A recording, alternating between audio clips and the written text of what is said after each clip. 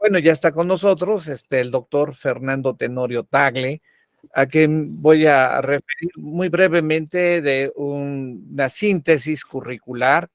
Él es actualmente investigador nacional nivel 3 del SNI, CONACYT, del Consejo Nacional de Humanidades, Ciencia y Tecnología.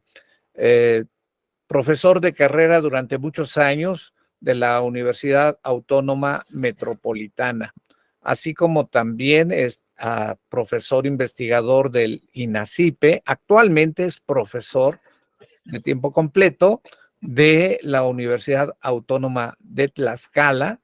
Es coordinador del posgrado de CIJUREP de la Universidad de Tlaxcala.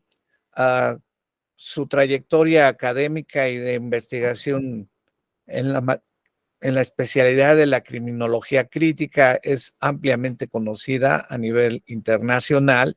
Ha participado en coautoría con el gran penalista argentino Eugenio Raúl Zaffaroni, un manual de derecho penal mexicano.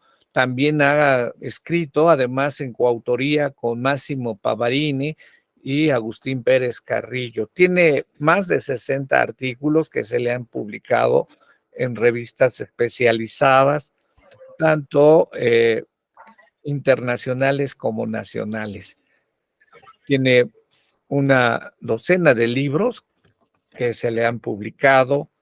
El doctor Fernando Tenorio Tagle es una personalidad en el mundo de la criminología, en su perspectiva crítica y del derecho. Así que, pues, lo vamos a recibir con un fuerte aplauso. Él va a tratar el tema referente al apartheid norte-sur. Adelante, mi querido doctor, don Fernando Tenorio Tagle. Muchas gracias. ¿Se me escucha bien? Perdón. Perfecto. Muy bien. Rafa, muchas gracias por esta introducción que haces en persona y gracias a todos los asistentes por escuchar un breve tiempo algunas ideas, digamos, recientes desde este siglo, ¿no?, que han surgido en la literatura especializada de la sociología del derecho, particularmente el derecho penal, que es lo que yo trabajo, o de la sociología del control social. Y esta ponencia se intitula El Apartheid Norte-Sur, haciendo eco en primer lugar a Raúl Zaffaroni, que escribe a finales del siglo pasado un texto sobre criminología que se intitula Criminología, aproximación desde un margen, y ese margen es Latinoamérica. Y la palabra clave en todo el trabajo es el apartheid, la exclusión, podríamos decir, que hace eco al apartheid acaecido permanentemente en todas las realidades culturales y simbólicamente o iconográficamente en Sudáfrica, cuando se establece con esa nomenclatura la exclusión de las personas originarias de estas tierras frente a la invasión británica llevada a cabo en lo que hoy es Sudáfrica, el país que por fortuna Nelson Mandela fue el primer presidente ya electo y fue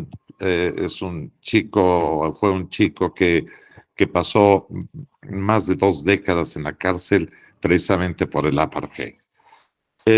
Esta nomenclatura también se debe a un sociólogo del derecho penal, que es Boaventura de Sousa Santos, que portugués, muy solidario con el sur entonces también, y que escribiese hace tiempo la categoría de abisal, abisal, que es lo que divide a las fronteras norte con el sur.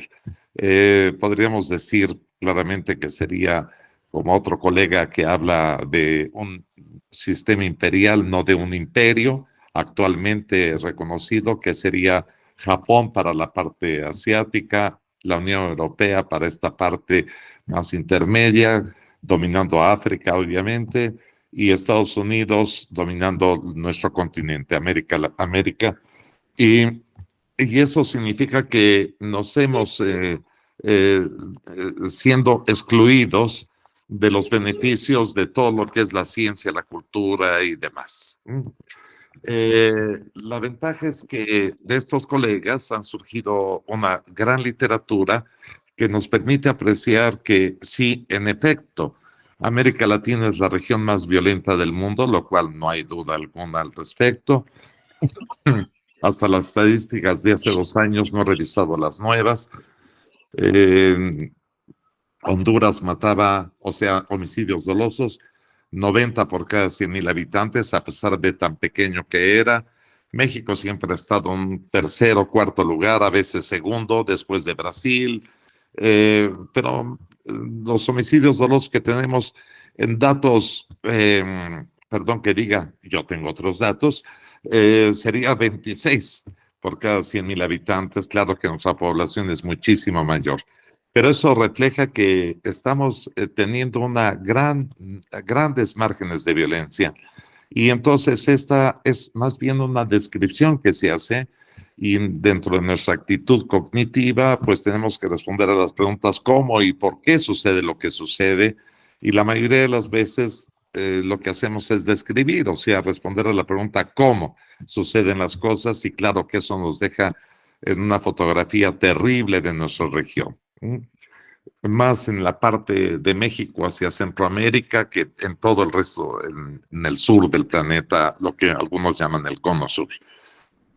Pero esta es una simple descripción que deberíamos de hacer la pregunta ¿por qué sucede lo que sucede? Y por eso el tema de hoy es ese apartheid norte-sur. Porque si revisamos históricamente las cuestiones por las diversas invasiones premodernas, como se dio en el caso americano, con la invasión hispano-portuguesa, pero también sucedió con las invasiones modernas, como el caso africano, donde en Berlín se distribuyeron toda África, lo que hoy conocemos como Unión Europea, o la mayoría de los países, como los ingleses, los belgas, etcétera, holandeses, franceses y demás. Pues claro que ese es nuestro primer antecedente que tenemos frente a nosotros de por qué toda esta problematicidad. No importa si después transitamos todos en el siglo XIX, XVIII y XIX hacia la constitución de países independientes y la formación de una república, como era el caso de todos los países en este tiempo, menos los reinos que se fueron y regresaron, ¿verdad? Pero que son monarquías constitucionales, menos algo favorable a este respecto. Pero esta invasión continuó, ya no necesariamente a partir de las guerras, como México experimentó tantas, ¿no? Durante el siglo XIX, las guerras internas y guerras internacionales, invasiones francesa y norteamericana, y así sucesivamente, sino que después de ello, las invasiones son formas de neocolonialidad que se refieren a invertir en este tipo de países y explotarnos a todos nosotros, ¿verdad? Y esto se viene a consolidar justamente cuando iconográficamente también surge la idea de una aldea global. Y cuando es la aldea global, pues entonces se reivindica lo que hoy conocemos como neoliberalismo, que es la reivindicación del liberalismo inicial que dio lugar a estas naciones del final del siglo XVIII-XIX, con lo que nace formalmente la modernidad. Y esto significa, el punto clave para lo que estoy tratando, significa que el gobierno de las cosas se deja en el privado, ¿no? Eso significó el liberalismo. O sea, el Estado no puede intervenir porque debe respetar la libertad del nuevo soberano que es el ciudadano, en su lenguaje, y solo interviene cuando hay un delito, ¿no? En ese momento sí puede hacer una intervención. Pero eso significó que entonces si el privado va a desarrollar todo esto sobre la base de su libertad, entonces significó también que el privado lo que hace los segmentos superiores económicamente hablando es ofrecer fuentes de trabajo, pero bajo un costo altísimo que es una triste, reducida remuneración. Y la idea es, pues si no aceptas el trabajo, pues eres libre de no aceptarlo. Pero las personas para poder sobrevivir se vieron forzadas a trabajar, no importa los costos que esto podría implicar. En, en ese sentido, pues las clases superiores, económicamente hablando, o sea, las poderosas, fueron las que influenciaron todo ello. Ahora, hacemos eco a este liberalismo inicial, pero dentro de la aldea global, y entonces ello significa que estamos en presencia dentro de la aldea global de un poder global también, o sea, es la aldea global, nuestro planeta, y entonces los segmentos superiores de la sociedad aprovecharán la mano de obra barata de los segmentos inferiores de la sociedad que evidentemente se encuentra en el sur.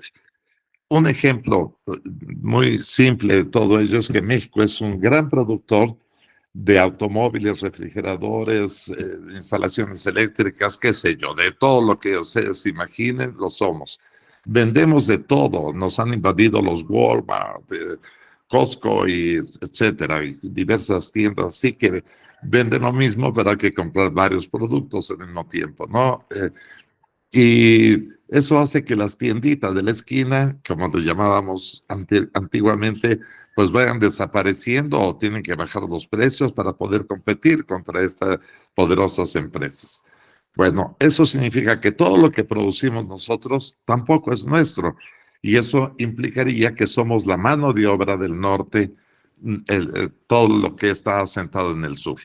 Ya esto se presagiaba cuando surgió la actitud abolicionista en derecho penal en el norte de la Unión Europea, particularmente en Holanda, Suecia y Noruega, con tres autores fantásticos como Lou Hulsmann de Holanda, Nils Christie de Noruega y Thomas Mathiesen de Suecia, el único que queda vivo entre nosotros.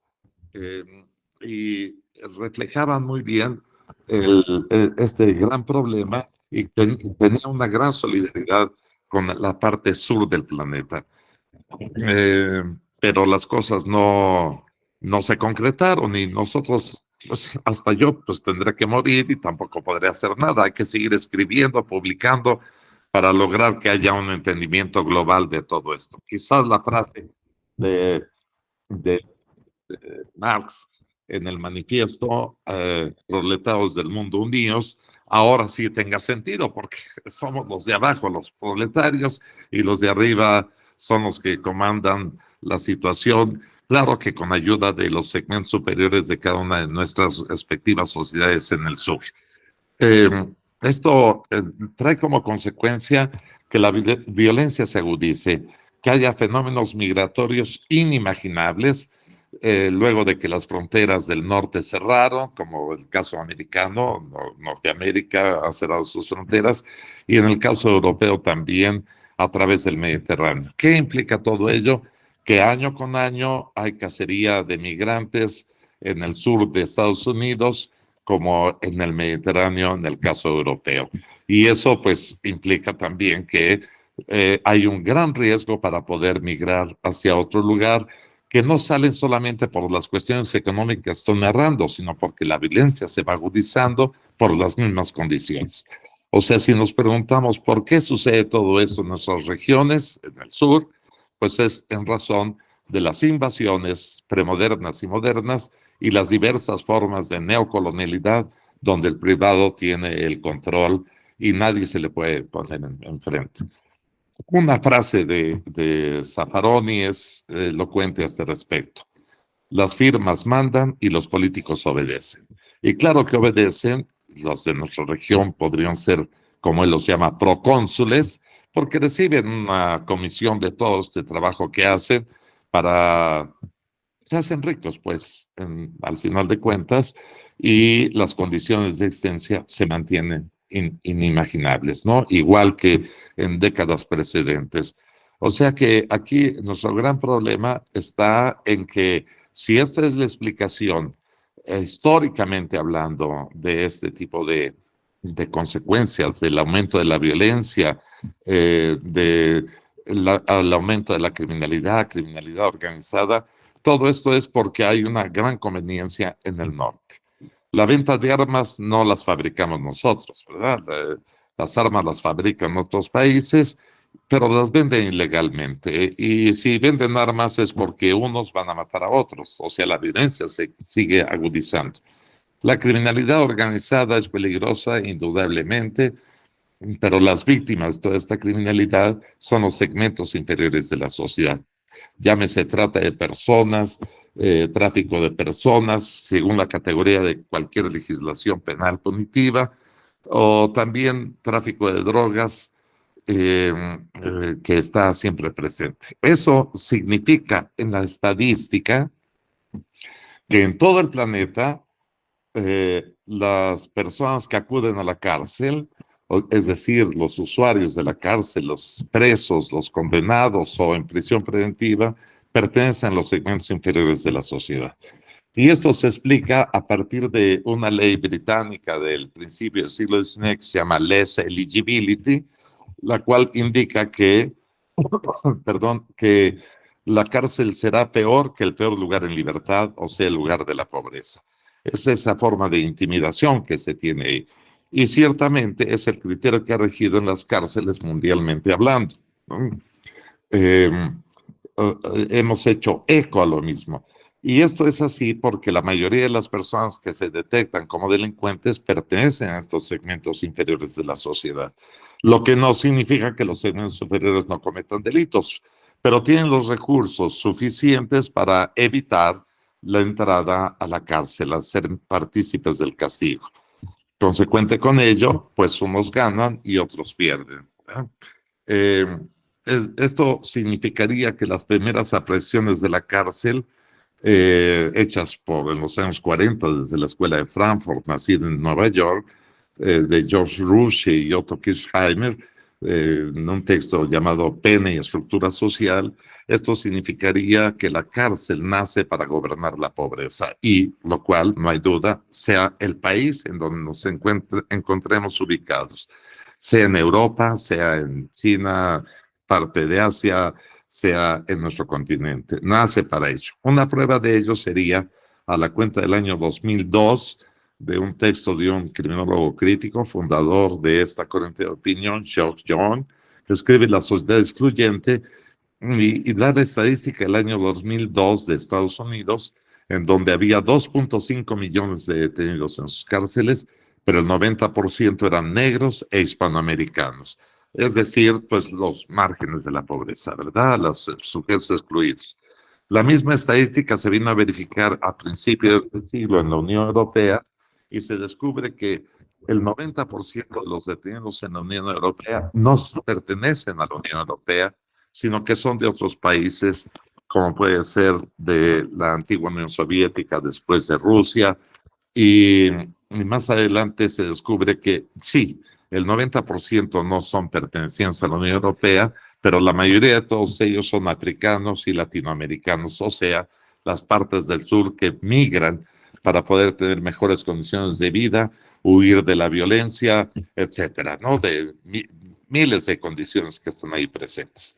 De ahí que las razones reales de esta cuestión es porque el sistema de justicia penal puede convertirse, o se ha convertido, mejor dicho, en la fuerza que sostiene el pacto político real, que no es el pacto constitucional. Hay un pacto político real.